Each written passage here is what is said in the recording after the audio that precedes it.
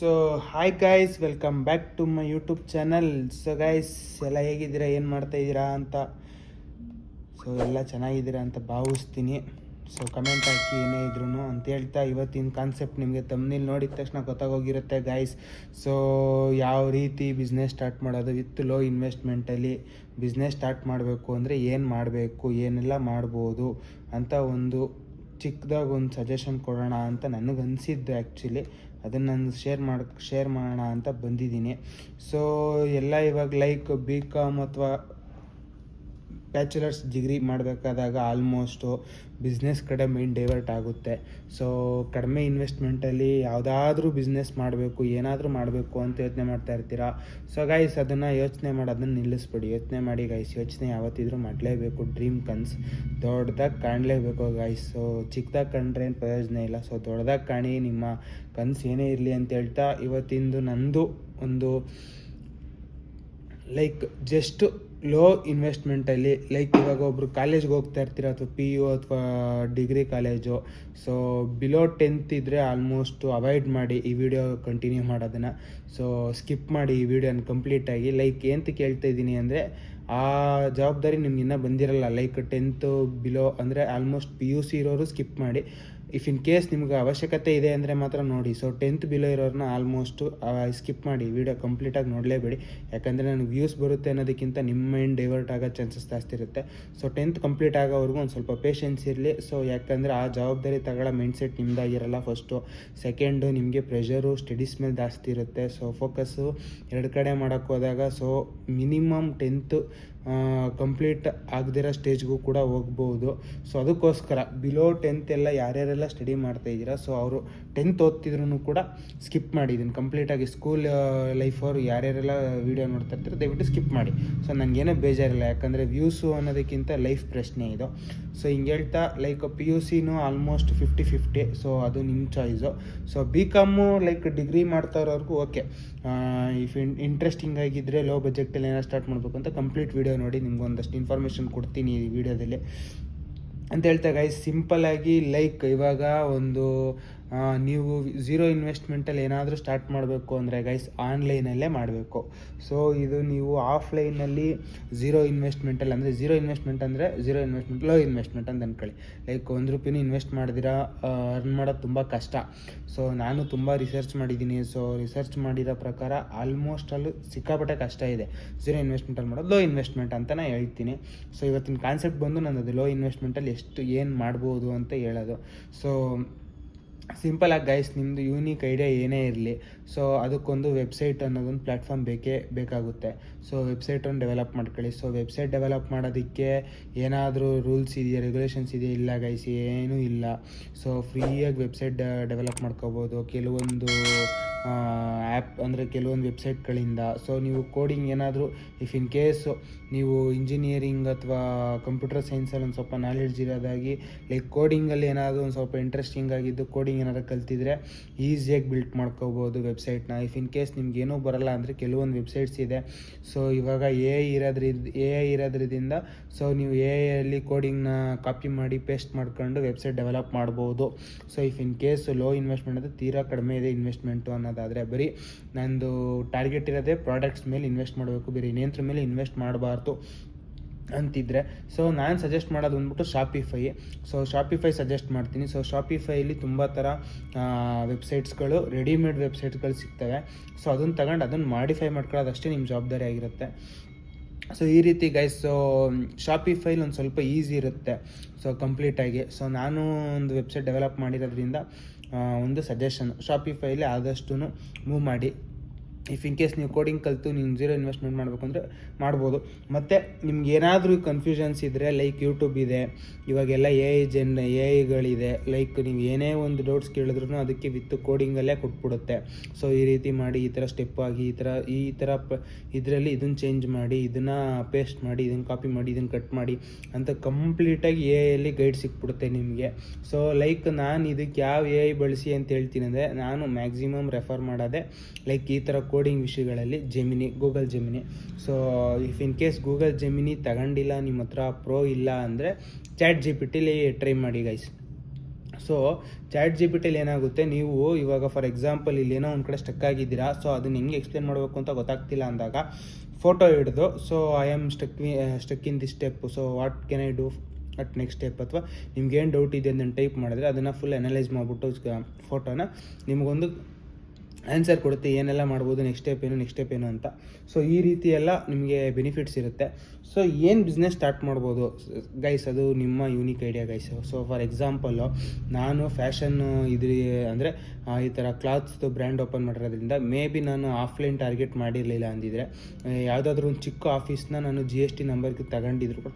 So G S T number compulsory ನಾವು website open ಮಾಡೋಕ್ಕೆ. ಸೊ ಆ ಥರದ್ದೇನೂ ಇಲ್ಲ guys. G S T number ಯಾವಾಗ ಅವಶ್ಯಕತೆ ಬರುತ್ತೆ ಅಂದರೆ ನಿಮ್ಮ ಬಿಸ್ನೆಸ್ಸು ವೈಡಾಗಿ ಡೆವಲಪ್ ಆದಾಗ, ಇಫ್ ಇನ್ ಕೇಸ್ ಎಲ್ಲಾದರೂ ಒಂದು ಕಡೆ ನಿಮ್ಮದು ಡೆಲಿವರಿ ಹೋದಾಗ ಲಾಕ್ ಆದಾಗ ಜಿ ಎಸ್ ಟಿ ನಂಬರ್ ಎಲ್ಲ ಪ್ರೂಫಿಗೆ ಕೇಳ್ತಾರೆ. ಸೊ ಇದೆಲ್ಲ ಟ್ರಸ್ಟ್ ಬಿಲ್ಟ್ ಮಾಡೋಕ್ಕಷ್ಟೇ. ಮತ್ತು ಔಟ್ ಆಫ್ ಕಂಟ್ರಿ ಟಾರ್ಗೆಟ್ ಮಾಡ್ತಿದ್ರೆ 100% ಜಿ ಎಸ್ ಟಿ ನಂಬರ್ ಇರಲೇಬೇಕು. ಸೊ ಈ ರೀತಿ ಎಲ್ಲ ರಿಸ್ಟ್ರಿಕ್ಷನ್ಸ್ ಇರುತ್ತೆ. ಔಟ್ ಆಫ್ ಸ್ಟೇಟ್ ಕೂಡ ಕೆಲವೊಂದು time G S T number ಇರಲೇಬೇಕು, ಯಾಕಂದರೆ ಕೆಲವೊಂದು ರಿಸ್ಟ್ರಿಕ್ಟೆಡ್ ಸ್ಟೇಟಿಗೆ ನೀವು ಡೆಲಿವರಿ ಮಾಡಿದಾಗ ಪ್ರಾಬ್ಲಮ್ಸ್ ಆಗುತ್ತೆ. ಸೊ ವೆಬ್ಸೈಟ್ ಡೆವಲಪ್ ಮಾಡೋಕ್ಕೆ ಏನಾದ್ರು ಕಂಪಲ್ಸರಿ ಇದೆ? ಇಲ್ಲ ಗೈಸ್. ವೆಬ್ಸೈಟ್ ಡೆವಲಪ್ ಮಾಡೋದಕ್ಕೆ ಲೈಕ್ ಯಾವುದೇ ಥರ ಸರ್ಟಿಫಿಕೇಟ್ಸು ಮ್ಯಾಂಡೇಟರಿ ಅಂತ ಏನಿಲ್ಲ. ಸೊ ನೀವಿದ್ದರೆ ನೀವು ಟ್ರಸ್ಟ್ ಬಿಲ್ಟ್ ಮಾಡ್ತಾ ಇದ್ದೀರಾ ಅಂತ. ಸೊ ಒಬ್ಬರು ಕಸ್ಟಮರ್ ಮೈಂಡ್ಸೆಟ್ಟಲ್ಲಿ ನೀವು ಟ್ರಸ್ಟಬಲ್ಲು, ಓಕೆ ನಾನು ಇವ್ರನ್ನ ಟ್ರಸ್ಟ್ ಮಾಡ್ಬೋದು ಅಂತ ಫೀಲ್ ಆಗಬೇಕು ಅಂದರೆ ಆ ಥರ ಸರ್ಟಿಫಿಕೇಟ್ಸ್ ಎಲ್ಲ ಇದ್ದರೆ ನಿಮ್ಮ ಒಳ್ಳೆಯದು. ಯಾಕಂದರೆ ಸರ್ಟಿಫಿಕೇಟ್ ನೋಡಿದ ತಕ್ಷಣ ಓಕೆ ಗೌರ್ಮೆಂಟಲ್ಲೇ ರೆಕಗ್ನೈಸ್ ಆಗಿದೆ, ಇದು ಗೌರ್ಮೆಂಟಲ್ಲೇ ರಿಜಿಸ್ಟರ್ ಆಗಿದ್ದಾರೆ ಅಂತ ಬರುತ್ತೆ. ಯಾಕಂದರೆ ಫ್ರಾಡ್ ಮಾಡೋರು ಆಲ್ಮೋಸ್ಟು ಒರಿಜಿನಲ್ ಅಂದರೆ ಈ ಥರ ಸರ್ಟಿಫಿಕೇಟ್ಸ್ ಮಾಡಿಸೋದನ್ನು ಆದಷ್ಟು ಅವಾಯ್ಡ್ ಮಾಡಿಬಿಡ್ತಾರೆ guys. So G S T number ಸುಮ್ಮನೆ ಎಲ್ಲ ಸಿಗೋಲ್ಲ. So G S T number ಸಿಕ್ಕಿತ್ತು ಅಂದರೆ ಲೈಕ್ ಆ ಬಿಸ್ನೆಸ್ಸಲ್ಲಿ ಅವ್ರು ಯಾವುದೇ ಕಾರಣಕ್ಕೂ ಫ್ರಾಡ್ ಮಾಡೋಕ್ಕಾಗಲ್ಲ. ಯಾಕಂದರೆ ಜಿ ಎಸ್ ಟಿ ನಂಬರಲ್ಲಿ ಎಲ್ಲ ಲಿಂಕ್ ಆಗಿರುತ್ತೆ. ನಿಮ್ಮ ಪ್ಯಾನ್ ಕಾರ್ಡ್, ಆಧಾರ್ ಕಾರ್ಡ್ ಎಲ್ಲ ನಿಮ್ಮ ಇಡೀ ನಿಮ್ಮದು ಹಿಸ್ಟ್ರಿನೇ ಅಲ್ಲಿ ರೆಕಾರ್ಡ್ ಆಗಿರುತ್ತೆ. So G S T number ಸಿಗೋದೇ ನಿಮಗೆ ಪ್ಯಾನ್ ಕಾರ್ಡ್ ಮುಖಾಂತರ. ಸೊ ಪ್ಯಾನ್ ಕಾರ್ಡ್ ಒಂದು ಸಿಕ್ಬಿಡ್ತು ಅಂದರೆ ನಿಮ್ಮದು ಫುಲ್ಲು ಇನ್ಡೆಪ್ತ್ ಡೀಟೇಲ್ಸೇ ತೆಗಿಬೋದು. ಸೊ ಆಧಾರ್ ಕಾರ್ಡ್ ಲಿಂಕ್ ಆಗಿರುತ್ತೆ. So Aadhaar card PAN card ಎರಡು ಸಿಕ್ಬಿಡ್ತು ಅಂದರೆ ನಿಮ್ಮ ಫೋನ್ ನಂಬರು, ನಿಮ್ಮ ಲೊಕೇಶನ್, ನೀವು ಎಲ್ಲಿದ್ರಿ, ಎಷ್ಟು ದಿನ ಎಲ್ಲಿದ್ರಿ, ಏನು ಎತ್ತ ಎಲ್ಲ ಸಿಕ್ಬಿಡುತ್ತೆ. ಸೊ ಆಲ್ಮೋಸ್ಟು ನಿಮ್ಮದು ಮೊಬೈಲ್ ಡೀಟೇಲ್ಸ್ ಏನಾದರೂ ಒಂಚೂರು ಲಿಂಕ್ ಆಗಿದ್ರು ಕೂಡ ಆ ಮೊಬೈಲ್ IMEI ನಂಬರ್ ತಗೊಂಡು ಎಲ್ಲಿದ್ದೀರಾ ಅಂತೆಲ್ಲ ಟ್ರೇಸ್ ಮಾಡೋ ಚಾನ್ಸಸ್ ಇರುತ್ತೆ. ಸೊ ಇದೆಲ್ಲ ರಿಸ್ಕ್ ಇರೋದ್ರಿಂದ G S T number mandatory. So G S T number ಇದ್ದಷ್ಟು ಆದಷ್ಟು ಟ್ರಸ್ಟ್ ಮಾಡ್ತಾರೆ ನಿಮ್ಮನ್ನ.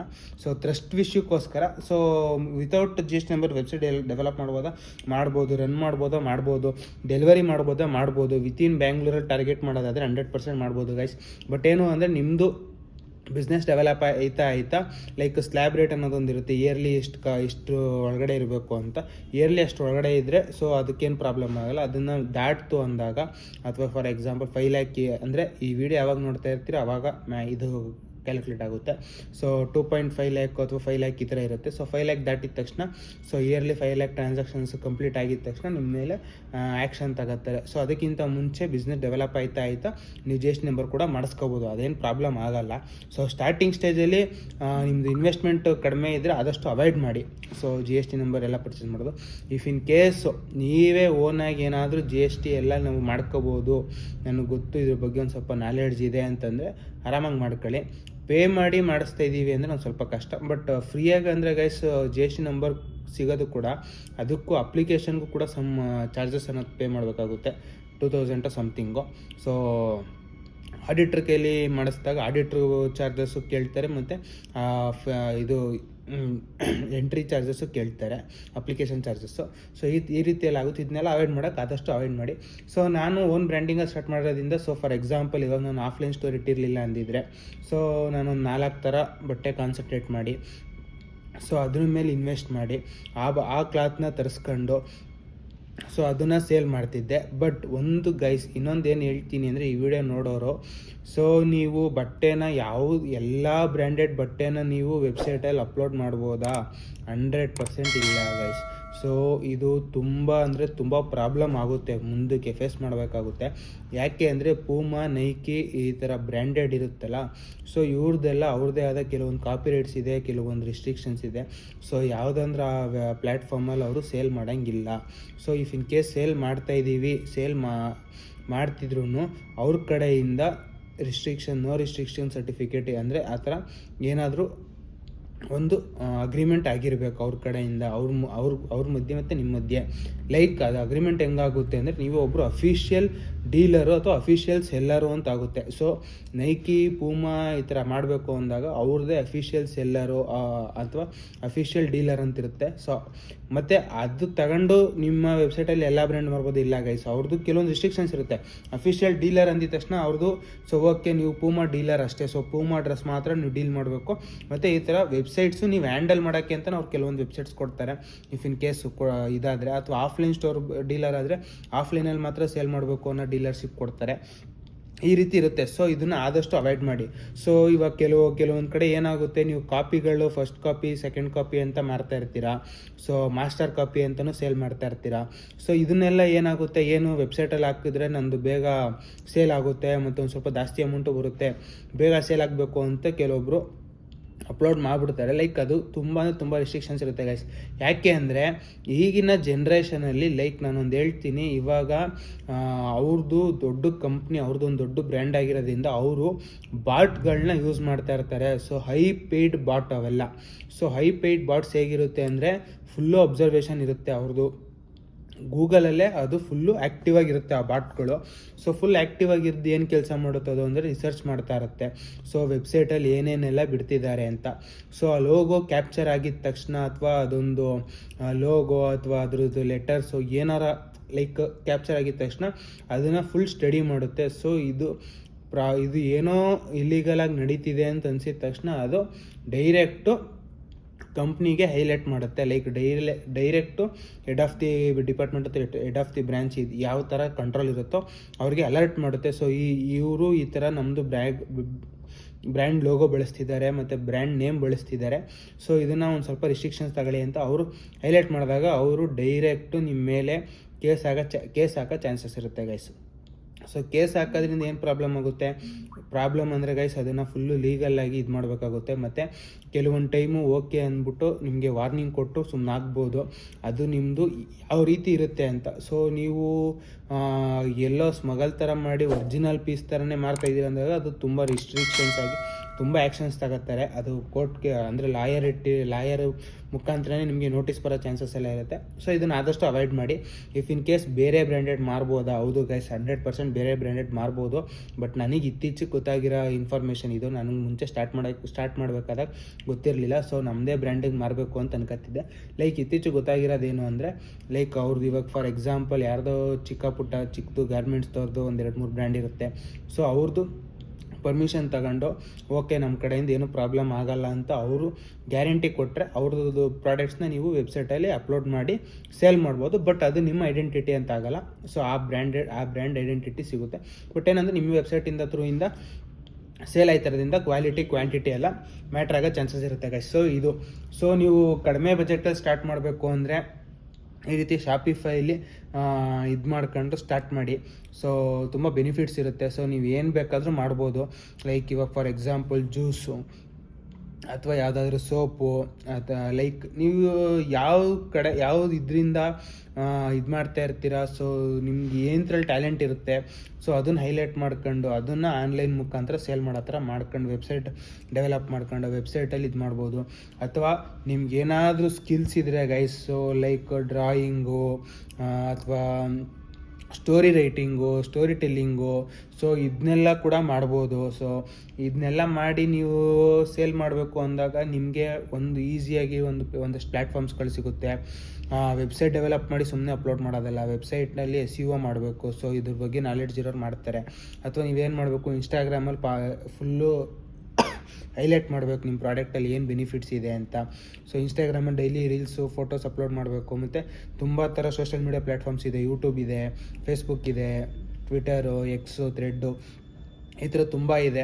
ಅದನ್ನೆಲ್ಲ ಹೈಲೈಟ್ ಮಾಡ್ಕೊಂಡು ಹೋಗ್ಬೋದು. ಮತ್ತು ಪ್ರಿಂಟ್ರೆಸ್ಟ್ ಅನ್ನೋದೊಂದು ಆ್ಯಪ್ ಇದೆ. ಸೊ ಅದರಲ್ಲಿ ಏನಂದರೆ, ನನಗೆ ಇತ್ತೀಚೆಗೆ ಗೊತ್ತಾಗಿರೋ ಇನ್ಫಾರ್ಮೇಷನ್ ಪ್ರಕಾರ ಅದು ಕೂಡ ಒಂದು SEO ಫಾರ್ಮ್ಯಾಟಲ್ಲಿ ಆ್ಯಕ್ಟ್ ಮಾಡುತ್ತೆ ಅದನ್ನು. ಸೊ ಅದರಲ್ಲಿ ನೀವು ಜಾಸ್ತಿ ಅಪ್ಡೇಟ್ ಆಗಿರೋದ್ರಿಂದ ಒಂದಷ್ಟು ಸೇಲ್ಸ್ ಕೂಡ ಬೇಗ ಆಗುತ್ತೆ. ಮತ್ತು ಲಿಂಕ್ಡ್ಇನ್ನಲ್ಲಿ ಕೂಡ ಸೇಲ್ಸ್ಗಳು ಬೇಗ ಆಗೋ ಚಾನ್ಸಸ್ ಇರುತ್ತೆ. ಯಾಕಂದರೆ ಅದರಲ್ಲಿ ತುಂಬ ಲೈಕ್ ನಾಲೆಡ್ಜ್ ಪರ್ಸನ್ಸ್ ಇರ್ತಾರೆ. ಲೈಕ್ ಯಾವ ರೀತಿ ಅಂದರೆ ಡಬಲ್ ಡಿಗ್ರಿ, ಅಥವಾ BCom, MCom ಈ ಥರ ಮಾಡಿರೋರೆಲ್ಲ ಆಲ್ಮೋಸ್ಟು ಲೈಕ್ ಗ್ರ್ಯಾಜುಯೇಟ್ಸ್ ಅವರೇ ಜಾಸ್ತಿ ಇರ್ತಾರಲ್ಲಿ. ಸೊ ಅವ್ರಿಗೊಂದು ಸ್ವಲ್ಪ ನಾಲೆಡ್ಜ್ ಇರುತ್ತೆ ಅದ್ರ ಬಗ್ಗೆ. ಸೊ ಏನಾದರೂ ಒಂದು ಅಟ್ರಾಕ್ಟಾಗಿ ನೋಡಿದ ತಕ್ಷಣ ಅದ್ರ ಕಡೆ ಕಾನ್ಸಂಟ್ರೇಟ್ ಮಾಡ್ತಾರೆ, ಅದನ್ನು ಕಾನ್ಸಂಟ್ರೇಟ್ ಮಾಡಿ ಅದನ್ನು ಪರ್ಚೇಸ್ ಮಾಡೋಕ್ಕೆ ಟ್ರೈ ಮಾಡ್ತಾರೆ. ಯಾಕಂದ್ರೆ ನಿಮ್ಮದು ಸೋಷಿಯಲ್ ಮೀಡಿಯಾ ಅಂದರೆ ವೆಬ್ಸೈಟ್ ಆಗಿರೋದ್ರಿಂದ ನೀವೇನೇ ಇದ್ರೂ ನಾಲೆಡ್ಜ್ ಪರ್ಸನ್ಗೆ ಟಾರ್ಗೆಟ್ ಮಾಡಬೇಕು. ಸೊ ನಾಲೆಡ್ಜ್ ಪರ್ಸನ್ ಟಾರ್ಗೆಟ್ ಮಾಡಬೇಕು ಅಂದರೆ ಇಂಥ ಪ್ಲ್ಯಾಟ್ಫಾರ್ಮ್ ಕಡೆನೇ ನೋಡಬೇಕು. ಲೈಕ್ ಫಾರ್ ಎಕ್ಸಾಂಪಲ್ ಇನ್ಸ್ಟಾಗ್ರಾಮುಗೆ ಒಂದು 60% ಜನ ಟ್ರಸ್ಟ್ ಮಾಡಿದ್ರು ನಿಮ್ಮನ್ನ, ಇನ್ನು 40% ಜನ ಡೌಟಾಗಿ ನೋಡೋದು ಅಥವಾ ಕಂಪ್ಲೀಟಾಗಿ ಟ್ರಸ್ಟ್ ವರ್ತಿ ಅಂತಲೂ ಅನ್ಕೋಬೋದು. ಈ ಥರ ಫುಲ್ಲು ಮಿಕ್ಸ್ಡ್ ವರ್ಷನ್ ಸಿಗುತ್ತೆ. ಬಟ್ ಲಿಂಕ್ಡ್ಇನ್ನಲ್ಲಿ ಹಂಗಲ್ಲ ಗೈಸ್. ಲಿಂಕ್ಡ್ಇನ್ನಲ್ಲಿ ಸುಮ್ಮನೆ ಯಾರಂದರೆ ಅವ್ರು ಬರಲ್ಲ. ಲೈಕ್ ಅವರೆಲ್ಲ ಎಜುಕೇಟೆಡ್ ಪೀಪಲ್ಸೇ ಅಲ್ಲಿರ್ತಾರೆ. ಮ್ಯಾಕ್ಸಿಮಮ್ 99% ಜನ ಎಜುಕೇಟೆಡ್ ಪೀಪಲ್ಸೇ ಯೂಸ್ ಮಾಡೋದು ಲಿಂಕ್ಡ್ಇನ್ನು. ಮತ್ತು ಆ್ಯಕ್ಟಿವ್ ಯೂಸರ್ಸ್ ಅಂತೂ ಆಲ್ಮೋಸ್ಟು 100 ಬೇಡ ಗೈಸ್, 99.999% ಅಷ್ಟು ನಾಲೆಡ್ಜ್ ಪರ್ಸನ್ಸೇ ಜಾಸ್ತಿ ಆ್ಯಕ್ಟಿವ್ ಆಗಿರ್ತಾರೆ. ಸೊ ಅವ್ರಿಗೆ ಜಾಸ್ತಿ ಅಪ್ರೋಚ್ ಮಾಡೋದ್ರಿಂದ ನೀವು ಸೊ ಬೇಗ ನಿಮ್ಮ ಸೇಲ್ಸ್ನ ಗ್ರೋತ್ ಮಾಡ್ಕೋಬೋದು ಅಂತ ಹೇಳ್ತೀನಿ. ಸೊ ಈ ರೀತಿ ಸೊ ಝೀರೋ ಇನ್ವೆಸ್ಟ್ಮೆಂಟ್ ಅನ್ನೋದಕ್ಕಿಂತ ಲೋ ಇನ್ವೆಸ್ಟ್ಮೆಂಟು. ಸೊ ನಿಮ್ಮ ಪ್ರಾಡಕ್ಟ್ ಮೇಲೆ ಮಾತ್ರ ಕಾನ್ಸಂಟ್ರೇಟ್ ಮಾಡಿ, ಆದಷ್ಟು ಹೈ ಬಜೆಟ್ ಏನಾರು ಇದ್ದರೆ. ಸೊ ನಾನು ಪ್ರೀವಿಯಸ್ ವೀಡಿಯೋದಲ್ಲಿ ಹೇಳಿರೋ ಥರ ಆದಷ್ಟು ನಿಮ್ಮ ಇನ್ವೆಸ್ಟ್ಮೆಂಟ್ ಎಷ್ಟಿದೆಯೋ ಅದರಲ್ಲಿ ಒಂದು 15-20%. ಸೊ ಇದು ಬರೀ ಆನ್ಲೈನ್ ಆಗಿರೋದ್ರಿಂದ ಮನೇಲೇ ಸ್ಟಾರ್ಟ್ ಮಾಡೋದ್ರಿಂದ ನಿಮಗೆ ಈ ರೀತಿ ಏನದು ಎಕ್ಸ್ಟ್ರಾ ಜವಾಬ್ದಾರಿಗಳು ಲೈಕ್ ಕರೆಂಟ್ ಬಿಲ್ಲು ಅಥವಾ ಆಫೀಸು ಬಾಡಿಗೆ, ಈ ಥರ ರೆಂಟು, ಈ ಥರ ಏನೂ ಪ್ರೆಷರ್ ಇಲ್ಲದೇ ಇರೋ ಕಾರಣ ಸೊ 10% ಟಾರ್ಗೆಟ್ ಸೇವ್ ಮಾಡಿದ್ರು ಓಕೆ. ಸೊ ನಿಮ್ಮ ಇನ್ವೆಸ್ಟ್ಮೆಂಟಲ್ಲಿ ಒಂದು 10% ಅಷ್ಟು ರಿಸರ್ವಲ್ಲಿ ಇಡಿ, ಸೇವಿಂಗ್ಸಲ್ಲಿ ಇಡಿ. ಯಾಕೆ ಅಂದರೆ ಫಾರ್ ಎಕ್ಸಾಂಪಲ್ ಶಾಪಿಫೈಲಿ ನೀವೇನಾದರೂ ಮಾಡ್ತಾ ಇರ್ತೀರಾ. ಸೊ ಶಾಪಿಫೈಲಿ ಬೇಸಿಕ್ ಪ್ಲ್ಯಾನೇ ಬಂದ್ಬಿಟ್ಟು 2500 ಸಮಥಿಂಗ್ ಆಗುತ್ತೆ, ಪ್ಲಸ್ GST ಎಲ್ಲ ಸೇರಿಸಿ. ಅದರಲ್ಲೂ ಕೆಲವೊಂದು ಆ್ಯಪ್ಗಳನ್ನ ನೀವು ಇಂಟಿಗ್ರೇಟ್ ಮಾಡ್ಕೊಂಡ್ರೆ ಅಥವಾ ಪ್ಲಗಿನ್ ಮಾಡ್ಕೊಂಡ್ರೆ, ಅಂದರೆ ಶಾಪಿಫೈಲೇ ಕೆಲವೊಂದು ಆ್ಯಪ್ ಸಿಗುತ್ತೆ. ಸೊ ಇಂಟಿಗ್ರೇಟ್ ಅಥವಾ ಪ್ಲಗಿನ್ ಮಾಡ್ಕೊಂಡ್ರೆ ಕಂಪ್ಲೀಟಾಗಿ ಅದಕ್ಕೂ ಪೇ ಮಾಡ್ಕೊಂಡು ಹೋಗಬೇಕಾಗುತ್ತೆ. ಸೊ ಆದಷ್ಟು ಶಾಪಿಫೈಗೆ ಅಂತಲೇ ನೀವೇನಾದ್ರೂ ಸ್ಪೆಂಡ್ ಮಾಡೋದಿದ್ರೆ ಸಮ್ 2000 to 3000ವರೆಗೂ ರಿಸರ್ವ್ ಮಾಡಿದ್ರೆ ಒಳ್ಳೇದು. ಲೈಕ್ ಅದಕ್ಕೆ ಮಂತ್ಲಿ. ಸೊ ಅದಕ್ಕೋಸ್ಕರ ಈ ಥರ ಸೈಡಲ್ಲಿ ಬರೋದು ನಿಮ್ಗೆ ಗೊತ್ತಾಗಲ್ಲ ಗೈಸ್. ಸೊ ಸೈಡಲ್ಲಿ ಕೆಲವೊಂದು ಟೈಮ್ ಏನೇನೋ ಬರ್ತಾ ಇರುತ್ತೆ, ಇದು ಬೇಕು ಅಂತ. ಸೊ ಅದಕ್ಕೋಸ್ಕರ ಇವಾಗ 1 lakh ಇನ್ವೆಸ್ಟ್ಮೆಂಟ್ ಇದೆ ಅಂದರೆ ಆದಷ್ಟು 10-15% ಅಂದರೆ 10,000 to 15,000 ರಿಸರ್ವ್ ಮಾಡಿ ಇಡಿ. ಸೊ ನಾನು ಹೇಳಿರೋ ಪ್ರಕಾರ ಪ್ರೀವಿಯಸ್ ವೀಡಿಯೋ ಯಾರ್ಯಾರೆಲ್ಲ ನೋಡಿಲ್ಲ ಹೋಗಿ ನೋಡಿ, ಅದ್ರಲ್ಲಿ ತುಂಬ ಇನ್ಡೆಪ್ತಾಗಿ ಹೇಳಿದ್ದೀನಿ ಏನೆಲ್ಲ ಮಾಡ್ಬೋದು ಅಂತ. ಸೊ ಗೈಸ್ ಈ ಸೇವಿಂಗ್ಸ್ ಮಾಡೋದು ಸುಮ್ಮನೆ ಒಂದು ಬ್ಯಾಂಕ್ ಅಕೌಂಟಲ್ಲಿ ಅಥವಾ ಇದರಲ್ಲಿ ಇಡೋದಕ್ಕಿಂತ FDಲಿ ಇನ್ವೆಸ್ಟ್ ಮಾಡಿದ್ರೆ ಫಿಕ್ಸ್ಡ್ ಡೆಪಾಸಿಟಲ್ಲಿ ಮೇ ಬಿ ಬರ್ಬೋದು, ಒಂದು ಸ್ವಲ್ಪ ಅಮೌಂಟು ರೈಸ್ ಆಗ್ಬೋದು. ಸೊ ಅದು 100% ಸೆಕ್ಯೂರ್ ಆಗಿರುತ್ತೆ ಅಂತ ಜನ ನಂಬಿಡ್ತಾರೆ. ಬಟ್ ಮ್ಯೂಚುವಲ್ ಫಂಡ್ಸಲ್ಲಿ ಇಡಿ ಗೈಸ್, ನನ್ನ ಟ್ರಸ್ಟ್ ಮಾಡಿ. ಮ್ಯೂಚುವಲ್ ಫಂಡ್ಸು ಒಂದು ಸ್ವಲ್ಪ ನೀವು ರಿಸರ್ಚ್ ಮಾಡಿ, ಯಾವ ಮ್ಯೂಚುವಲ್ ಫಂಡ್ಸು ಈಸಿ ಇದೆ, ಯಾವ ಮ್ಯೂಚುವಲ್ ಫಂಡ್ಸು ಬೆಸ್ಟ್ ಇದೆ ಅಂತ. ಸೊ HDFC ನನ್ನ ಕೇಳೋದಾದರೆ HDFC, ICICI, ನಿಪಾನು, ಬಟ್ ಇತ್ತೀಚೆಗೆ ಟ್ರಸ್ಟಬಲ್ ಅಂತ ಅನ್ನಿಸ್ತಿದೆ. ಬಟ್ ನಾನು ಅದರಲ್ಲಿ ಯಾವುದು ಇನ್ವೆಸ್ಟ್ ಮಾಡಿಲ್ಲ. ನಾನು ಇನ್ವೆಸ್ಟ್ ಮಾಡಿರೋದು ಬಂದ್ಬಿಟ್ಟು ಜಾಸ್ತಿ HDFC ಮತ್ತು ICICI ಜಾಸ್ತಿ ಇನ್ವೆಸ್ಟ್ಮೆಂಟ್ ಮಾಡಿರೋದು ಮ್ಯೂಚುವಲ್ ಫಂಡ್ಸಲ್ಲಿ. ಸೊ ಹಂಗಾಗಿ HDFCನ ಮೋರ್ ಟ್ರಸ್ಟಬಲ್, ಅದು ಚೆನ್ನಾಗಿದೆ ಇನ್ಕ್ರೀಸು. ಸೊ ಯಾಕೆ ಅಂದರೆ ಗೈಸ್ ಎಲ್ಲ ಕಂಪ್ನಿನೂ ಒಂದೇ ಥರ ಹ್ಯಾಂಡಲ್ ಮಾಡ್ತಾರಲ್ಲ. ಸೊ ಕೆಲವೊಂದು ಕಂಪ್ನಿ ಹೈ ರಿಟರ್ನ್ಸ್ ಕೊಡ್ತಾ ಇರುತ್ತೆ. ಯಾಕಂದರೆ ಕೆಲವೊಂದು ಇದರಲ್ಲಿ ಇವಾಗ HDFCನೇ ತಗೊಳ್ಳಿ, HDFCಲಿ ಏನು ಅಂದರೆ ಹೈ ಪ್ರೊಫೆಷ್ನಲ್ಸ್ ಇರ್ತಾರೆ. ಸೊ ಅವ್ರಿಗೆ ಅವ್ರಿಗೆ ಅರ್ಲಿನೇ ಗೊತ್ತಾಗುತ್ತೆ ಸೊ ಯಾವ ಕಂಪ್ನಿ ಬೆಸ್ಟ್ ಇನ್ 100 ಇರಬೇಕು ಅಂತ. ಸೊ ಅವ್ರು ಚೇಂಜಸ್ ಮಾಡ್ತಾರೋದ್ರಿಂದ ಅದು ಪರ್ಸೆಂಟೇಜ್ ಇನ್ಕ್ರೀಸ್ ಆಯ್ತಾ ಇರುತ್ತೆ. ಸೊ ಹಂಗಾಗಿ HDFCನ ಫಸ್ಟ್ ಟಾರ್ಗೆಟ್ ಮಾಡಿ, ಸೆಕೆಂಡ್ ಟಾರ್ಗೆಟ್ ಬಂದು ICICI ಮಾಡಿ, ಥರ್ಡ್ ಟಾರ್ಗೆಟ್ ಬಂದ್ಬಿಟ್ಟು ನಿಪಾನು, ನೇವಿ, ಫೋನ್ಪೇ ಎಲ್ಲರೂ ಆಲ್ಮೋಸ್ಟು ಈ ಥರ ನಿಫ್ಟಿ 50, 100, 150, 200 ಎಲ್ಲ ಮಾಡ್ತಿದ್ದಾರೆ. ಸ್ಮಾಲ್ ಕಂಪ್ನೀಸ್, ಲಾರ್ಜ್ ಕಂಪ್ನೀಸ್ ಅಂತೆಲ್ಲ ಮಾಡ್ತಿದ್ದಾರೆ.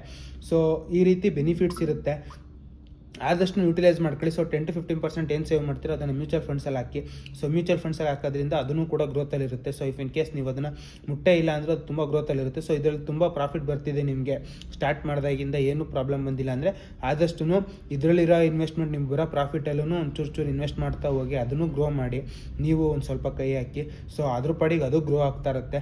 ಸೊ ಬಿಸ್ನೆಸ್ಸು ಗ್ರೋ ಆಯ್ತಾ ಇರುತ್ತೆ. ಇಫ್ ಇನ್ ಕೇಸ್ ಏನಾದರೂ ಡೌನ್ಫಾಲ್ ಬಂತು ಬಿಸ್ನೆಸ್ಸಲ್ಲಿ, ಏನಾದರೂ ಒಂದು ಕೇಡ್ಗಾಲ ಅಥವಾ ಏನೋ ಒಂದು ಇರುತ್ತೆ ಗೈಸ್. ಇವಾಗ ಫಾರ್ ಎಕ್ಸಾಂಪಲು ನಾನು ಟಾರ್ಗೆಟ್ ಮಾಡಿರೋದು ಬಂದ್ಬಿಟ್ಟು ಫಾರ್ ಎಕ್ಸಾಂಪಲ್ ಸ್ವೆಟರ್ಸು ಈ ಥರದ್ದಾದರೆ ಇದು ಬಂದು ಬರೀ ವಿಂಟರಲ್ಲಿ ಮಾತ್ರ ರನ್ ಆಗುತ್ತೆ, ಸಮ್ಮರಲ್ಲಿ ಈ ಸೇಲ್ಸ್ ಫುಲ್ ಡೌನ್ ಆಗುತ್ತೆ. ಸೊ ಈ ರೀತಿ ಯಾವುದೂ ಕೂಡ ನಾವು 100% ಅನಾಲಿಸಿಸ್ ಮಾಡೋಕ್ಕಾಗಲ್ಲ. ಸೊ ನನ್ನ ಬಿಸ್ನೆಸ್ ಹೀಗೆ ಇರುತ್ತೆ, ಇದೇ ರೀತಿ ಗ್ರೋತ್ ಇರುತ್ತೆ ಅಂತ. ಫುಡ್ ಬಿಸ್ನೆಸ್ಸಲ್ಲೇ ತಗೊಳ್ಳಿ, ಫುಡ್ ಬಿಸ್ನೆಸ್ಸಲ್ಲಿ ಕೂಡ ಅಷ್ಟೇ. ಸೊ ವಿಂಟರ್ಗೆ ಸಂಬಂಧಪಟ್ಟಂಗೆ ಕೆಲವೊಬ್ಬರು ಟೇಸ್ಟ್ನ ಇಷ್ಟಪಡ್ತಾರೆ, ಸಮ್ಮರ್ಗೆ ಸಂಬಂಧಪಟ್ಟಂಗೆ ಕೆಲವೊಬ್ಬರು ಟೇಸ್ಟ್ನ ಇಷ್ಟಪಡ್ತಾರೆ. ಸೊ ಗ್ರಾಫ್ ಒಂದೇ ಥರ ಇರಲ್ಲ, ಏಳು ಬೀಳು ಇದ್ದೇ ಇರುತ್ತೆ. ಸೊ ನೀವೇನೇ ಮಾಡಿ, ಸೊ ಸೀಸನ್ ವೈಸಿಗೆ ಸೀಸನ್ ಪ್ರಕಾರ ಚೇಂಜ್ ಆಯ್ತಾ ಇರುತ್ತೆ ಅವ್ರದ್ದು ಡಿಸಿಷನ್ ಚೇಂಜಸ್ ಕೂಡ. ಸೊ ಅದಕ್ಕೋಸ್ಕರ ರಿಸರ್ವ್ ಮಾಡಿ. ಆದಷ್ಟು ಬಿಸ್ನೆಸ್ ಡೆವಲಪ್ ಮಾಡಾದ್ಮೇಲೆ ಒಂದು ಸ್ವಲ್ಪ ಚೇಂಜಸ್ ಮಾಡ್ತಾರ್ರಿ ಅವಾಗ. ಲೈಕ್ ಏನಾದರೂ ಯೂನಿಕ್ಕಾಗಿ ಏನಾದರೂ ಐಡಿಯಾಸ್ ಬಂದರೆ ಅದನ್ನು ಕೂಡ ಇಂಪ್ಲಿಮೆಂಟ್ ಮಾಡ್ಕೊತಾ ಹೋಗಿ. ಸೊ ಗ್ರೋತ್ ಆಗುತ್ತೆ. ಸೊ ನೀವು ಆರಾಮಾಗಿ ಬಿಸ್ನೆಸ್ ಸ್ಟಾರ್ಟ್ ಮಾಡ್ಬೋದು ಗೈಸ್. ಸೊ ಬಿಸ್ನೆಸ್ ಸ್ಟಾರ್ಟ್ ಮಾಡೋಕ್ಕಾಗಲ್ಲ ಅಂತಲ್ಲ. ಸೊ ಲೋ ಇನ್ವೆಸ್ಟ್ಮೆಂಟಲ್ಲಿ ಇದರಲ್ಲಿ ವೆಬ್ಸೈಟ್ ಡೆವಲಪ್ ಮಾಡ್ಕೊಂಡು ನಿಮ್ದು ಏನಿದೆ ಯೂನಿಕ್ ಐಡಿಯಾಸ್ ಅದರಲ್ಲಿ ಹಾಕ್ಕೊಂಡು ಲೈಕ್ ಪ್ರಾಡಕ್ಟ್ಸ್ ಮೇಲೆ ಇನ್ವೆಸ್ಟ್ ಮಾಡಿ ಆದಷ್ಟು ಅದರ ಮೇಲೆ ಅಪ್ಲೋಡ್ ಮಾಡ್ಕೊಂಡು ನೀವು ಒಂದು ಸ್ಟೆಪ್ 1ಇಂದ ಸ್ಟಾರ್ಟ್ ಮಾಡ್ಬೋದು. ಸೊ ನಾನು ಇದನ್ನು ಏನಕ್ಕೆ ಇವಾಗ BCom ಸ್ಟೂಡೆಂಟ್ಸ್ಗೆಲ್ಲ ಹೇಳ್ತಾ ಇದ್ದೀನಿ ಅಂದರೆ, ನಾನು ಕೂಡ BCom ಮಾಡಬೇಕಾದಾಗ ತುಂಬ ಇಂಟ್ರೆಸ್ಟ್ ಇತ್ತು. ಲೈಕ್ ಏನಾದರೂ ಒಂದು ಮಾಡಬೇಕು, ಏನಾದರೂ ಒಂದು ಯೂನಿಕಾಗಿ ಮಾಡಬೇಕು, ಅರ್ನಿಂಗ್ಸ್ ಅನ್ನೋದು ನನಗೂ ಬರಬೇಕು ಅಂತ. ಸೊ ಅವಾಗ ಏನು ಮಾಡಿದೆ, ಲೈಕ್ ನಾನು ತುಂಬ ರಿಸರ್ಚ್ ಮಾಡಿದೆ, 0 ಇನ್ವೆಸ್ಟ್ಮೆಂಟಲ್ಲಿ ಮೇಲೆ ಜಾಸ್ತಿ ರಿಸರ್ಚ್ ಮಾಡಿದೆ. ಬಟ್ ನನಗೆ ಯಾವುದೂ ಸಿಗಲಿಲ್ಲ. ಬಟ್ ಅವಾಗೇನು ಅಂದರೆ ಓದಬೇಕು, ಒಂದು ಸ್ವಲ್ಪ ಎಂಜಾಯ್ ಮಾಡಬೇಕು ಅನ್ನೋ ಮೈಂಡ್ ಸೆಟ್ಟಲ್ಲಿದ್ದೆ. ಸೊ ಹಂಗಾಗಿ ಜಾಸ್ತಿ ರಿಸ್ಕ್ ತಗೊಂಡು ಏನೂ ಸ್ಟಾರ್ಟ್ ಮಾಡೋಕ್ಕೆ ಹೋಗಲಿಲ್ಲ. ಮೇ ಬಿ ಅವಾಗ ಸ್ಟಾರ್ಟ್ ಮಾಡಿದರೆ ಇವಾಗ ನನ್ನ ಬಿಸ್ನೆಸ್ 1-2 ಸ್ಟೆಪ್ ಮೇಲ್ಗಡೆ ಇರ್ತಿತ್ತೇನೋ ಇವಾಗಿರೋದಕ್ಕಿಂತ ಅಂತ. ಈಗ ಒಂದು ಸ್ವಲ್ಪ ಸಫರ್ ಆಗ್ತಿದೆ, ಪರವಾಗಿಲ್ಲ, ನೋಡೋಣ. ಇನ್ನೂ ಕಾಲ ಮಿಂಚಿಲ್ಲ, ಇನ್ನೂ ಟೈಮ್ ಇದೆ. ಸೊ ಬೆಳೆಯೋಣ ಇನ್ನು. ಸೊ ಜೊತೆಗೆ ನೀವು ಬೆಳೀರಿ ಅಂತ ನಾನು ಈ ಥರ ಐಡಿಯಾಸ್ ಕೊಡ್ತಾ ಇರ್ತೀನಿ. ಸೊ ಗೈಸ್, ಈ ವಿಡಿಯೋ ಇಷ್ಟ ಆಗಿತ್ತು. ಲೈಕ್ ಒಂದು ಸ್ವಲ್ಪ ಔಟ್ ಆಫ್ ಕಾನ್ಸೆಪ್ಟ್ ಕೂಡ ಮಾತಾಡಿದೆ. ಬಟ್ ಏನು ಅಂದರೆ ನಾನು ಮಾತಾಡಿರೋದು ಏನು 100% ನಾನು ಅಂದರೆ ಇನ್ಫಾರ್ಮೇಟಿವ್ ಆಗಿ ಇನ್ಫಾರ್ಮೇಷನ್ ಕೊಟ್ಟಿರೋದು. ಸೊ ಯಾವುದೇ ಕಾರಣಕ್ಕೂ ಯೂಸ್ಲೆಸ್ ಥರ ಅಥವಾ ಬೇರೆ ಏನೋ ಯೂಸೇ ಇಲ್ಲ ಇದು ಈ ಥರ ಟಾಪಿಕ್ಸ್ ಮಾತಾಡಿದೆ ಅಂತ ಅನ್ನೋ ರೀತಿ ಯಾವುದೂ ಕೊಟ್ಟಿಲ್ಲ. ಸೊ ಅಂತ ಭಾವಿಸ್ತೀನಿ ಗೈಸ್. ಸೊ ನಿಮ್ಗೇನಂದು ಅಂತ ಕಮೆಂಟ್ ಹಾಕಿ, ಲೈಕ್ ಮಾಡಿ, ಶೇರ್ ಮಾಡಿ, ಸಬ್ಸ್ಕ್ರೈಬ್ ಮಾಡಿ ಅಂತ ಹೇಳ್ತಾ ಗೈಸ್ ಈ ವಿಡಿಯೋಲಿ ನಿಲ್ಲಿಸ್ತಾ ಇದ್ದೀನಿ. Thank you.